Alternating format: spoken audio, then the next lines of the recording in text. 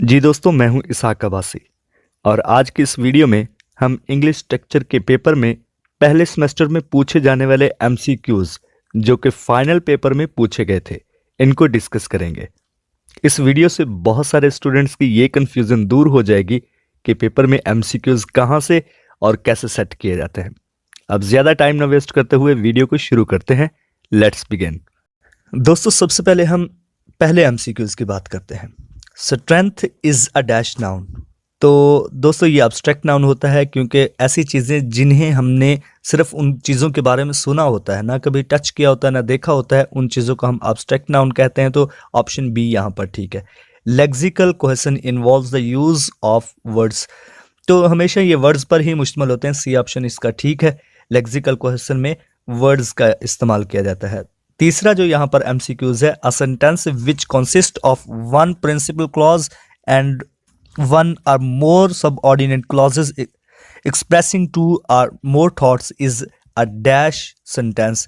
तो दोस्तों, जिसमें एक या एक से ज्यादा सब ऑर्डिनेट क्लॉजेज होती हैं वो कम्प्लेक्स सेंटेंस होते हैं। तो ऑप्शन बी इसका ठीक है। चौथा जो यहाँ पर एमसीक्यूज है वो है dash verbs takes direct object. तो ट्रांजिटिव वर्ब ऐसी होती हैं जिनके बाद डायरेक्ट ऑब्जेक्ट का हम इस्तेमाल करते हैं।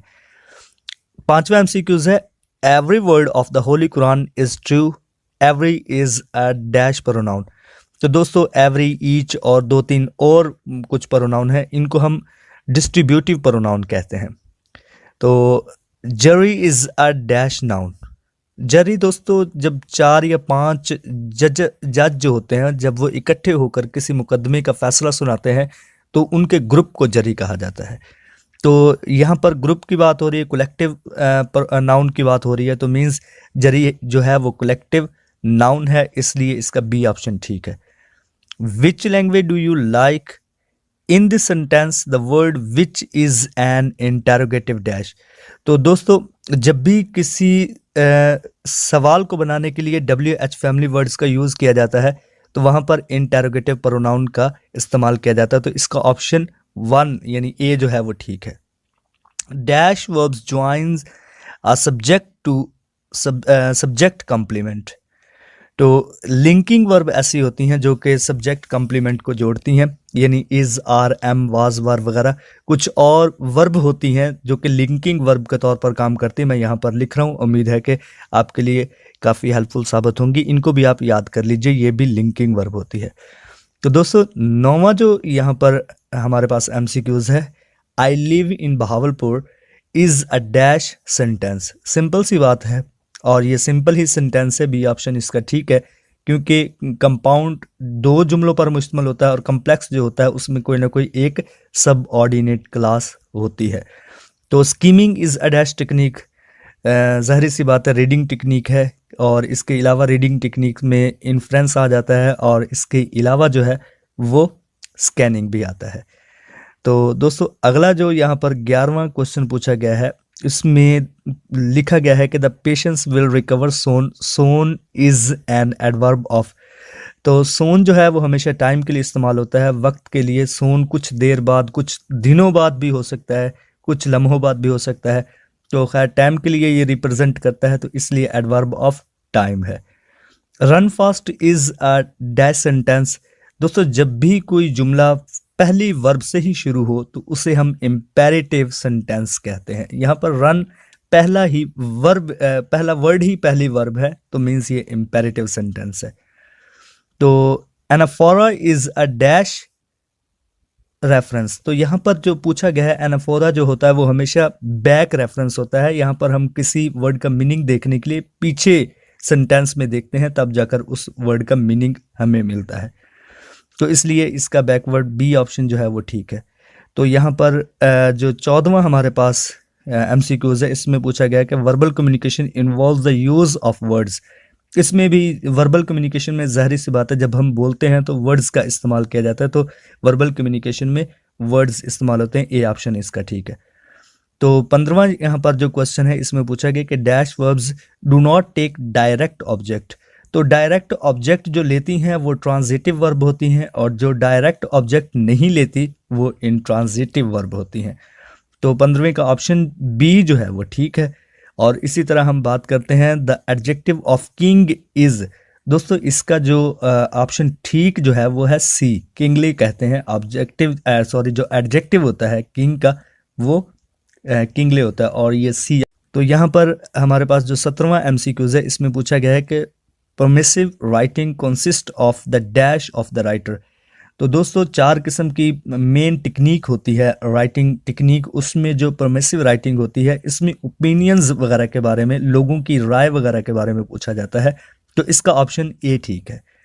तो cataphoric is a dash reference. Cataphoric जो होता है वो बिल्कुल एनाफोरिक के उलट होता है। इसमें हमें फॉरवर्ड देखना पड़ता है, किसी मीनिंग को देखने के लिए, किसी वर्ड के मीनिंग को देखने के लिए हमें फॉरवर्ड देखना पड़ता है, आगे देखना पड़ता है। तो इसका ऑप्शन बी जो है वो ठीक है। तो दोस्तों अगला जो हमारे पास 19 एमसीक्यूज है इसमें पूछा गया है कि he is a man of parts. तो a man of parts is a dash. तो यहाँ पर मैन ऑफ पार्ट्स ज़ाहिर सी बात है एक फ्रेज है, क्योंकि अगर क्लॉज होता तो इसमें कोई ना कोई हेल्पिंग वर्ब या वर्ब लाजमी होती। जो फ्रेज होती है उसमें हेल्पिंग वर्ब या वर्ब नहीं होती। तो खैर यहाँ पर ये फ्रेज ऑप्शन यानी भी सी ऑप्शन जो है वो ठीक है। तो 20 यहाँ पर जो एमसीक्यूज है इसमें पूछा गया है कि this is the horse which runs fast. The underline words are dash clause. तो दोस्तों ये जो हैं ये एडजेक्टिव क्लॉज हैं, क्योंकि विच रन्स फास्ट यानी पीछे जो घोड़ा है उसके बारे में बताया जा रहा है, घोड़े की खासियत के बारे में बताया जा रहा है। तो इसलिए ये एडजेक्टिव क्लॉज है। Open the door, the correct change of voice is passive voice की बात हो रही है यहाँ पर। ओपन द डोर जो इसका सही ऑप्शन जो होगा वो सी ऑप्शन है, let the door be open. तो अगला जो हमारे पास 22 एमसीक्यूज है इसमें पूछा गया है कि what are you watching on TV. तो यहाँ पर दोस्तों वॉचिंग आईएनजी वाली फॉर्म का इस्तेमाल किया गया है। ज़ाहिर सी बात है, कहते हैं कि जब एक्टिव वॉइस में आईएनजी आता है तो कहीं ना कहीं हमें पैसिव वॉइस में भी आईएनजी लगाना होता है। तो तीनों ऑप्शन को अगर हम गौर से देखें तो यहाँ पर हमें जो पहला ऑप्शन है वो ठीक लग रहा है। व्हाट इज बीइंग, यहाँ पर बीइंग हमने साथ लगाया क्योंकि आईएनजी तो हमने इस्तेमाल करनी है। तो पहला जो ऑप्शन ए है वो ठीक है। 23 एमसीक्यूज है I always brush my teeth. The correct change of voice is. इसमें जो सही ऑप्शन है वो हमारे पास है फर्स्ट ऑप्शन जो है ए ऑप्शन, वो ठीक है। My teeth are always brushed. तो ये वाला जो ऑप्शन है ये बिल्कुल ठीक है। तो अगला जो हमारे पास डायरेक्ट इनटू इनडायरेक्ट यानी नरेशन से ये क्वेश्चन पूछा गया है, एमसीक्यूज है। He said I am ill. तो दोस्तों इसका जो ये पास्ट में पूछा गया है तो इसलिए इसका जवाब भी पास्ट में होना चाहिए। तो यहाँ पर हम देखते हैं कि इसका कौन सा ऑप्शन ठीक है।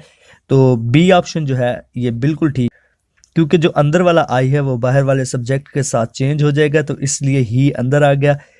और एम जो है वो पास्ट टेंस के हिसाब से चेंज हो जाएगा वॉज में, और इल वैसे का वैसा रहेगा। तो इसका बी ऑप्शन जो है वो ठीक है।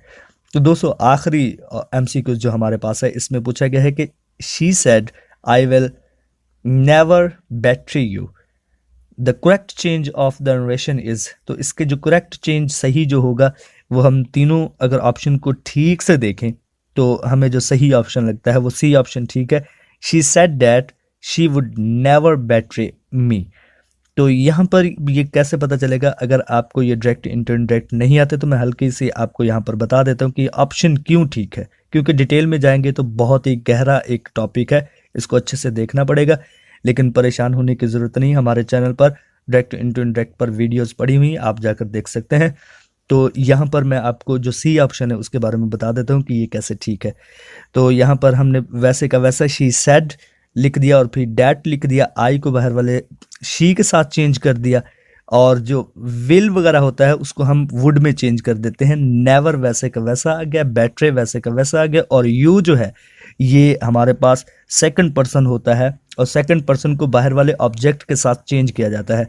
और बाहर अगर हमें शी सेड के बाद कोई ऑब्जेक्ट नज़र नहीं आ रहा तो हमने किसी भी फर्स्ट पर्सन के साथ चेंज करना होता है, यानी आई और वी में से किसी एक पर्सन के साथ चेंज करना होता है। तो यहाँ पर आई के साथ चेंज किया गया है और आई की जो ऑब्जेक्टिव हालत होती है वो मी होती है। तो दोस्तों उम्मीद है कि आज की वीडियो आप लोगों को अच्छी लगी होगी। अपने दोस्त इसहाक अब्बासी को अपनी दुआ में याद रखिएगा। अल्लाह हाफिज़, अल्लाह निगहबान। पाकिस्तान जिंदाबाद।